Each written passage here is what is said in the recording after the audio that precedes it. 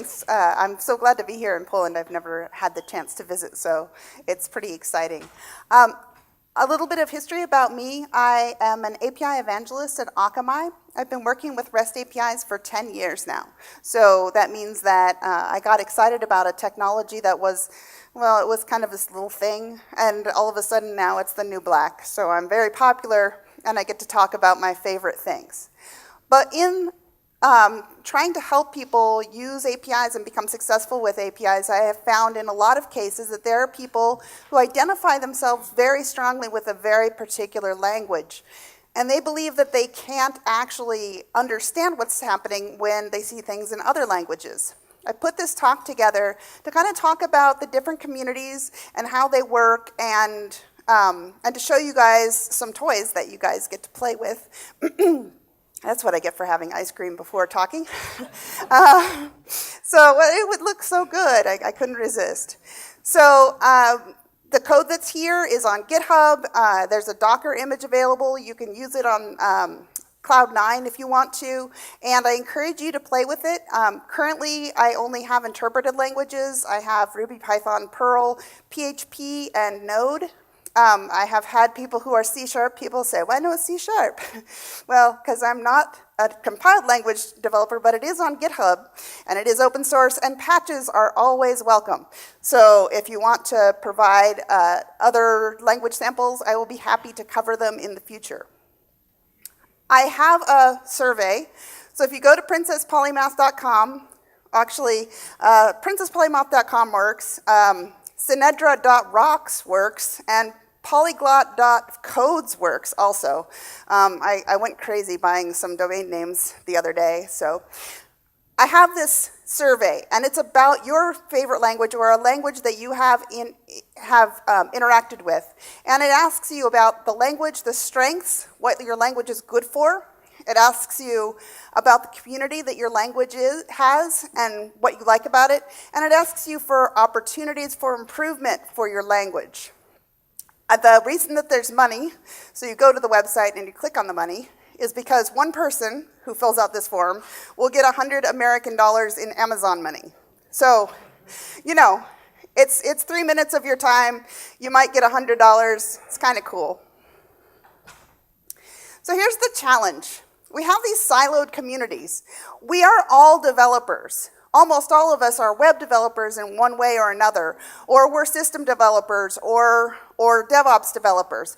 We're trying to solve the same problems, and sometimes we do it in different languages. Sometimes there's a great language to do something in, and usually there's about 5 other languages you can do it in that are just fine. But what do? We spend time fighting with each other, saying, my language is better than your language.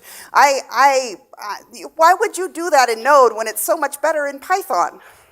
So what I'm here to talk about is how much better it would be if we were all a programming language community and we accepted that people can choose whatever language they want for whatever reason they want. They don't have to do math in Python just because it's the math one.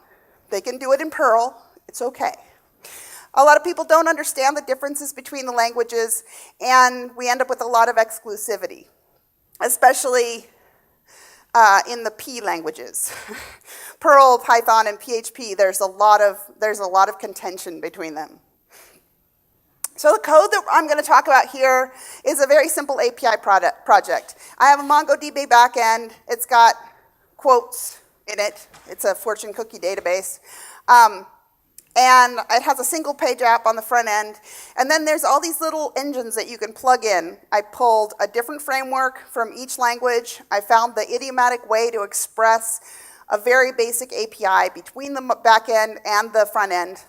And so you can play with it. And you can also find out apples to apples. What's the difference? How is Ruby and Perl kind of the same and different? What is up with Node? So it's designed to help you kind of have a Rosetta Stone of sorts, although there is a Rosetta code, which is really fantastic. This is a lot simpler than that.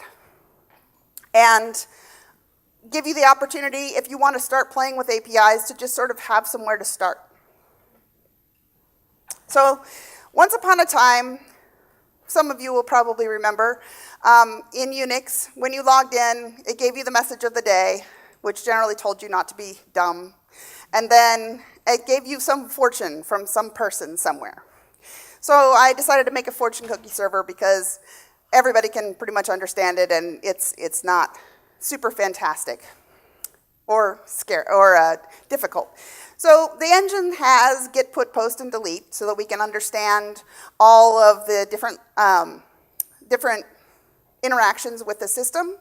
It's available on GitHub and Docker at Synedra/Polyglot. Synedra, down there in the corner. I'm that everywhere. So if you're looking for me, that's where I am. On C9, there's actually, on the GitHub repository, it tells you how to use Cloud9. If you haven't had a chance to use Cloud9 as polyglots, I highly recommend it. It gives you a really great hosted system with a browser-based editor and pretty much everything that you could want in order to have a pretty decent IDE for simple stuff. It's pretty fantastic. If I get a chance, I'll show. So here's the single page application. Very simple. I'll show you how it works when we get through one of the languages. So the Mongo setup, it's really easy. I have a JSON file. You just load it up with one line, and it pulls it in there. We have content, we have author, we have index. We have index instead of using the Mongo ID because the Mongo ID is ugly. And I'm trying to make a nice looking Perl REST API here. And it's not pretty to say quotes / blah. So I just sort of arbitrarily put an index in there so that it would look prettier. When you're making sample things, you can make arbitrary decisions. So I'm going to talk a little bit about schema modeling. One of the things that exists in this repository is a schema model. One is in, it used to be called Swagger, it's now OpenAPI, and the other one is in RAML. And what it is it's basically a map of the API. It shows you what the endpoints are, how they're supposed to work, what it is that you're supposed to send, what you're going to get back. So RAML, I'll give you a quick tour. Oh, look how nice that looks. I'm so happy. It looks terrible in VGA, I just got to tell you. So you get a little bit of metadata here. And then it shows you, for each endpoint, it shows you what the information is that you're going to need to send. And then when you get the response, it shows you this is what the response is going to look like. If some of you haven't worked with schema modeling before and are making APIs, I highly recommend them because what you get for free is endpoint documentation. You can make it really easy to test, and you can make code stubs and all that fancy stuff, but what you really, really want, and I'll show you in a minute, is the free documentation. So Swagger, it's called OpenAPI, and yet the spec still says Swagger. Anyways, so this is what you get. You get a little bit more information. Again, we have the endpoint, and then we have the response that we're going to get back. And you can see that we have sort of an abstracted version of quote here, which is further down. So let me, since I have a little bit more time, let's see how well we can see this.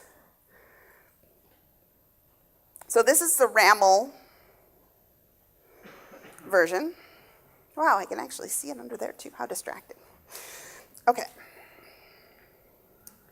So over here is that information that I was showing you. This is the schema model. If you are familiar with SOAP and WSDL, it's like WSDL. It's, we were all excited when we got to REST because we didn't need to have a WSDL, and we were thinking all the engineers were going to make beautiful, consistent, awesome APIs that were a pleasure to use.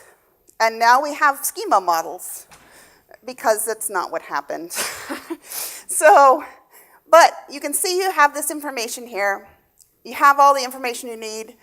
You get more information for each of the things. But what's cool is over here. So this is magic. It is magic in that you're at a new quote. You got the content. This is what you're supposed to send. This is what you get back. If you get an error, this is what it'll look like. forget. You just get the quote back. That's what it looks like. Look at that. Endpoint documentation. It was all created by this awesome schema model. The schema model also makes it possible for you to talk to product managers about what your API is going to do before you actually start coding, which is great because otherwise you have to recode when it doesn't work the way they're expecting it to. So that's the RAML one. The Swagger editor, very similar. You can see down here, remember I said that we had sort of an abstraction of a quote, so this tells you what the quote is and what an error is, and then it uses it up here.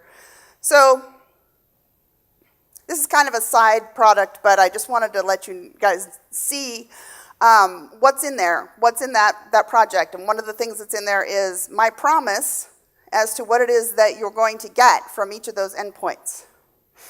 And that comes in the shape of a schema model. All right, so let's start with Perl. Hey, Perl 6 is out. Really, really honest. Yay! Okay, so the reports of Perl's death have been greatly exaggerated. Even when it wasn't out yet, even when Perl 5 was all that was out there, there's still people out there using Perl 4 because DevOps. You write something one time and it works. Why would you change it? So, but it's great for data processing and data munging, and you'll have to maintain legacy code in it. If you know how to program in Perl, you have a really good chance at job security. It's great for DevOps work and backend applications. The Perl community is, I say kindly, mature. I'm part of it, so they're generally pretty friendly, like mature people are. We don't get off my lawn. We like new people. CPAN is the most fantastic thing. It is one of Perl's biggest benefits. It has libraries that are amazing. Because they have CPAN, where the libraries live, and you must have tests in order to put something on CPAN, there's a strong testing culture. Unfortunately, there's also more than one way to do it, as we all know. Unfortunately, the support is currently IRC based. Does anybody know what IRC is? So, yeah, they're not so much with the social media. So their opportunities for improvement are to be nice to newbies, including social media. Now, in Perl, and I'm going to say this is true for all of them, when someone comes to a new coding community, they may be a rock star programmer in another language and just not know your language. So if you are super mean to them and look down on them just because they don't know the syntax of the most obfuscated language on the planet, you're going to lose the opportunity to improve your community. So better manners in general. When I started, there was Perl Monks, and at Perl Monks it was like, I asked a question, and then somebody answered it. There's more than one way to do it, right? So someone else answered it, and then they fought about it. Mine is better. No, mine is better. I'm like, anything is good. So my favorite thing from my survey is slagging on other languages doesn't make ours better. Okay, so let's look at the code for Perl. I used Dancer. Dancer is much smaller than Catalyst. If you're familiar with Catalyst, it is a beast. It is like Ruby on Rails. It is huge. Dancer is tiny, and you can actually create a pretty decent web stack for a hackathon pretty quickly with Dancer. Not a thing that Perl has historically been good at.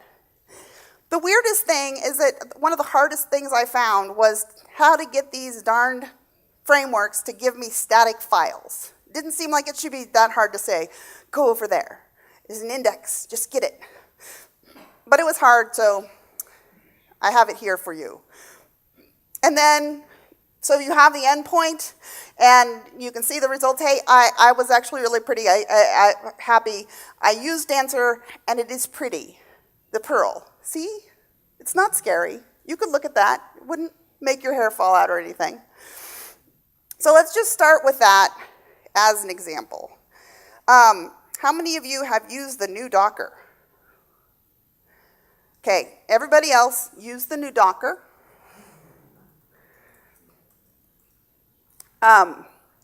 It runs natively now.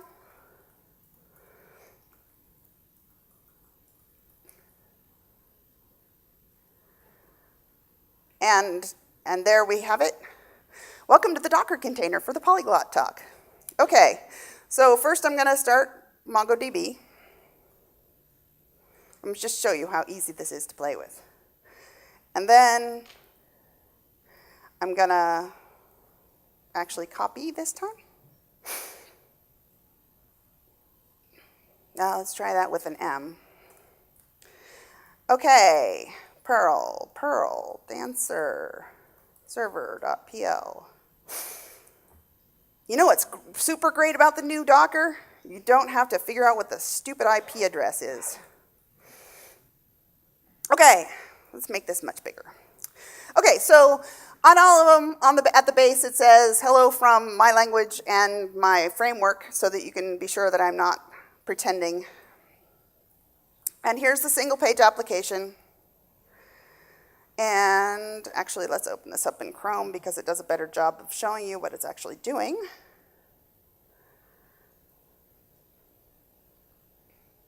Oh, look, what a nice book that is. We'll talk about that later. Okay, so let's open up the developer tools.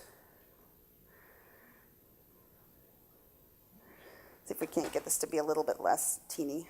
Okay, so most children, American children, suffer to whatever. Okay, so that's gone. And now we can look over here. Poor Gloria Steinem, she's the last person in there, and she always gets deleted first. So you can see over here, it's just a standard delete. You can see the headers that came back. We didn't get a response because delete 204, no response. We have a random that pulls one random thing. That's what's showing up here. And then we get the top 10, the last 10 quotes. The reason we get the last 10 quotes is because we want to add a quote that says, Perl is awesome, from Larry. Okay, so Larry said Perl is awesome, like he does. And so let's move on back to the presentation, and then I will show you the next language. Also, if you guys have questions, you can just throw them at me. I'm not, stuck up or anything. So PHP. PHP is great for web development and introductory concepts. It's great for quick prototyping because you can just stick a file in there and your web server will run it. It's got some fantastic tools for creating and consuming web APIs. It's got a great set of documentation and a wealth of knowledge, but it's very much endpoint. It tells you what you can do, but it doesn't tell you so much how to do it. It does have a huge installed base, so we're not getting rid of PHP. So this was interesting. When I got the survey responses for PHP, the first thing someone said was, at least it's not JavaScript. And I thought, wow, yeah, I really need this survey. So they don't do a great job with best practices. They don't do a really good job of marketing to enterprise. WordPress, Drupal, these are the things that they use, but enterprises don't use them as much. I did like what's PHP best for.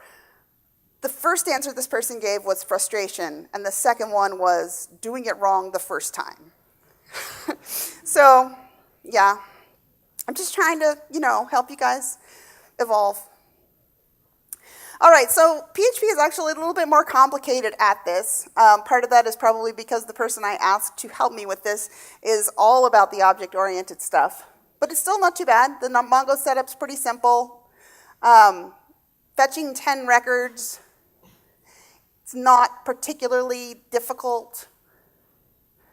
I mean, you guys can figure out what's going on here, right? So, and there's the static stuff that I love so much. All right, let's go do Python, or let's go do PHP. Notice that Perl is a dancer. They're all so much easier than PHP, but we're gonna do it anyways.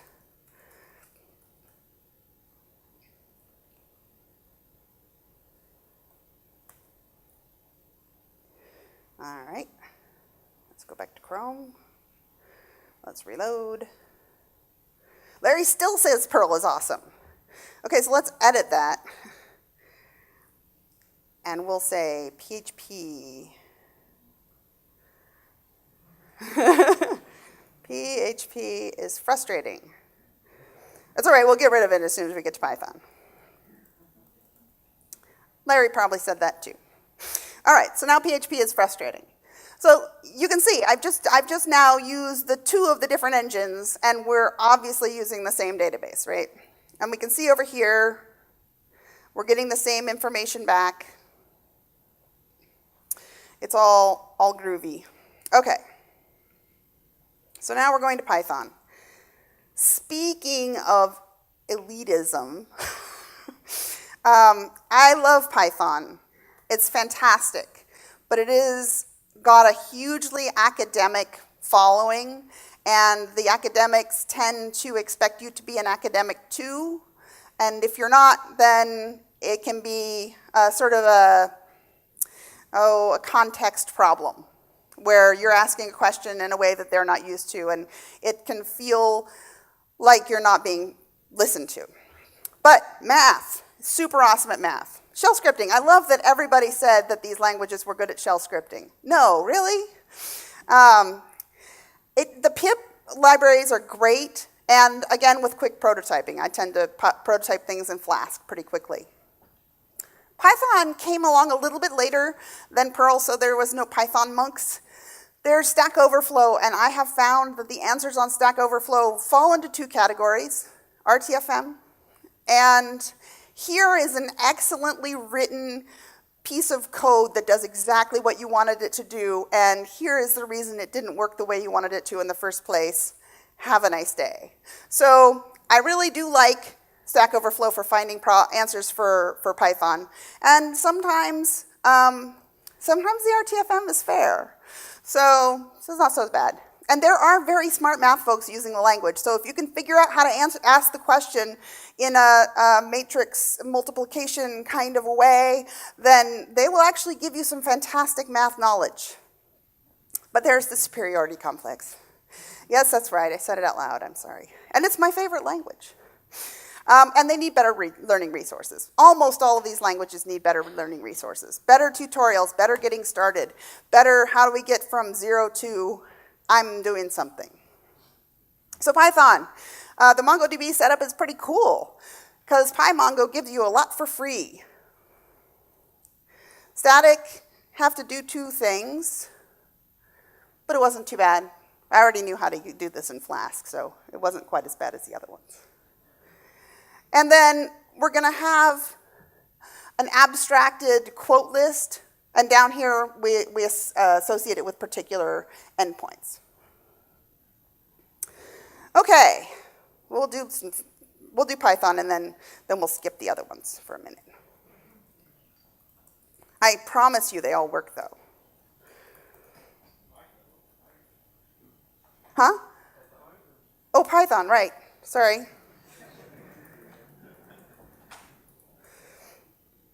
All right, Python. We'll go, lambdas are fun. Oh, come on. It didn't want me to say lambdas are fun.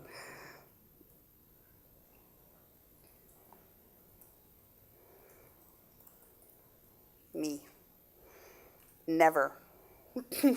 Said no one ever. Okay, so again, we're working with the same stuff. We have the same information over here. I'm now going to go through the other languages because otherwise we're just repeating ourselves a bunch. And but I want you to realize that you can grab this Docker container and do it this fast. Okay, it's a little slower because you don't already have the library on your system, but within 5 minutes you can be playing with this thing and looking at the code. And the code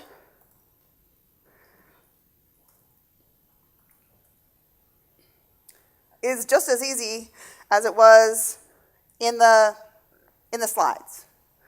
Right? It's not difficult. You can see the difference. Almost always the difference is how are we representing the endpoint and how are we describing the verbs. And that's it. Okay, now we'll go to Ruby. I always say, I love Ruby. I don't write anything in Ruby, but I love Ruby because it makes me feel warm and fuzzy when I use it. It's so pretty and cute. Okay, so hey, it's good for scripting. Who knew? It's a good intro language. They do have Rails for web dev. Rails has a very strong installed base. It has kind of bloated, but it is still a good platform. And it's a pretty strong backend language too. A lot of people don't realize that. This is another thing from my survey.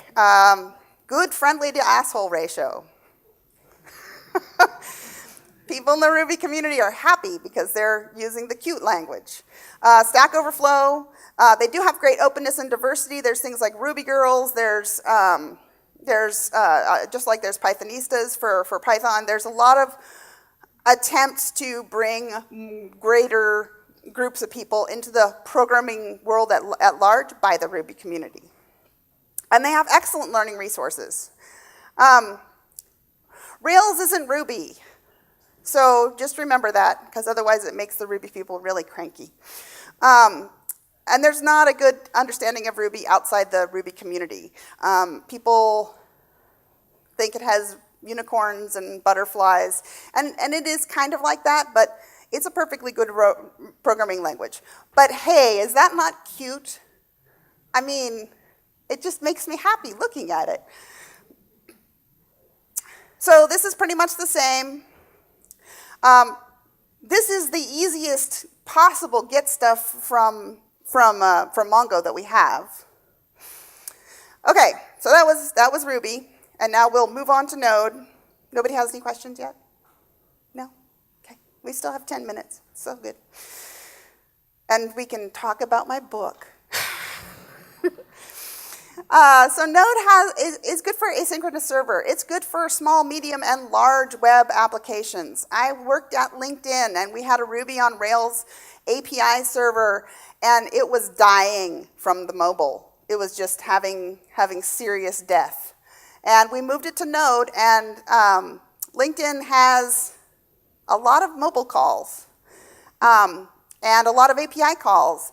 And Node scaled correctly, it behaved right, it didn't go down, it was really quite consistent, and so I gotta say, people say it's good for small web applications. I'm gonna have to call that one a large one. So it's good for those too. It's great for microservices for those people who are going that way. It's good to be able to create your little microservices for APIs. And it's good for cross-platform applications. Not as good as Go.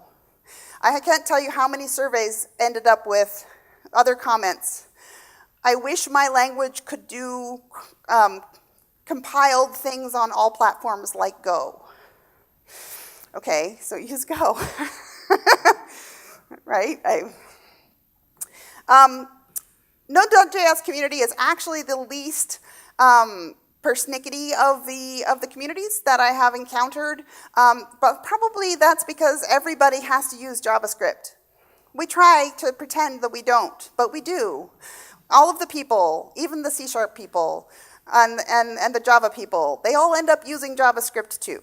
So I have really encountered very friendly people. People in our community have submitted Node things for our API.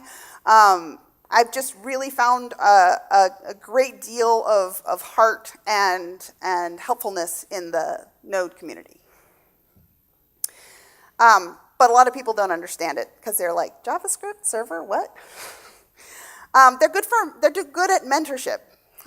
They need to be better. They need to make it easier for people to get going on Node. And they have a tug of war between enterprise and community. There's a lot of things where LinkedIn wants to use Node for their APIs, but the community wants Node to be more flexible, and that's a challenge that they have. And they need more complex application examples because JavaScript is the easy language. All right, so here's the Mongo setup. I like Node so much, I did it twice. So here we have, I used Mongoose. I used Express, which is pretty standard. And so Express is, if you're a JavaScript person and you're all about the chaining of things, Express is the framework for you. But I like Happy too. Happy actually looks a little bit more like Perl. And it's just a different way. You have an object and it's got the verb, the path, and what happens in it. And some people prefer that. And the happy routes. And there's my book. I must be done. Okay, so I'm going to talk a little bit since I have 8 minutes left, and I'm going to ask questions in a minute. I wrote a book called Irresistible APIs. Like I said, I've spent 10 years helping people use APIs. I roam the world telling companies how to make APIs that don't make developers cry, and telling developers how to use APIs without crying. This is the first part. It teaches companies how to make APIs that developers love to use. So you can go to irresistibleapis.com and read more about it if you want. Does anybody have any questions? What do you think better getting started materials should look like? Oh, we definitely need to have tutorials. We need to have, a getting started should always have, this is what I'm going to do, and this is how I'm going to do it, so that you can go through the pieces step by step and understand why you're doing what you're doing. The big problem with a lot of the documentation we have out there is that it says, this does this. And you're like, I don't know why I would want to do that. But if it says, you know, I want to wash my dishes, and it tells you how to make a kitchen sink, then that's helpful. You could be like, no, instead I want a dishwasher, and you could figure out how to make that. But if it just tells you it has soap and water, it's marginally useful, but it's better to have good guides. I love choose your own adventure guides, where it starts with like, here's how you get your token and you make your first call, and now you can do a search, and you can do this other thing, and it's really cool. So let me play a devil's advocate and ask you, after so many years of experience with many languages building Happy, which one was the best? It depends on the best for what. You know, use an interpreted language for performance. None of these are good for performance. 0. If I wanted performance, I'd use C# or Java. Compiled languages are going to be better with performance. I'm going to work on learning Go as well. These are good for, for an API, you're using HTTP anyways. So really, whatever performance you gain, you've just thrown it away with your protocol. So, you know, but no, these aren't performance languages. These are DevOps languages. Hi. Hi. Great talk. Thanks. In the first place. And can you expand on the use case of Node in LinkedIn? Yeah, so we basically, we were running all of our mobile calls through Ruby on Rails. And the JSON was actually quite detailed. We were able to basically create microservices with Node for different parts of it. And the caching was super helpful. There was a lot of things that they did with the caching that made it really helpful. I didn't work directly on that team, but I do remember are struggling so much with Ruby on Rails to try to make it work, and how much easier it was once we moved to the more modular world of Node. And that was really the trick, was the modularity. And yes, Node is good for performance. But still HTTP. I'm still going with HTTP is going to slow you down. Does your API project has any sort of acceptance tests? It currently does not. That's the next thing I'm going to add. It seemed like a great idea to make it, and then I need to actually want to do tests based on the schema models, so that it makes sure that everything actually works the way I promise it's going to work. Because that's what a schema model is. It's a promise. So if HTTP is so bad, what should we use? HTTP 2. Well, this is like current HTTP. It's what we're already using. So why are you still complaining about HTTP? Well, because most people aren't using HTTP 2 yet. Isn't it kind of part because I'm not even sure if, like, for example, Akamai, how ready they are on all the fronts. Oh, really? Because we're on the HTTP 2 working group, and HTTP 2 is running our website. Okay, cool. It's cool. We're good. We work really hard on things like TLS and HTTP 2 because we want our customers to be able to be using whatever technology they want. All right, well, looks like my time is basically up, which means I have to race off to Krakow. I will be back on Saturday, so hopefully for those of you who will be here at the party on Saturday, I'll be able to see you. Thanks very much for coming.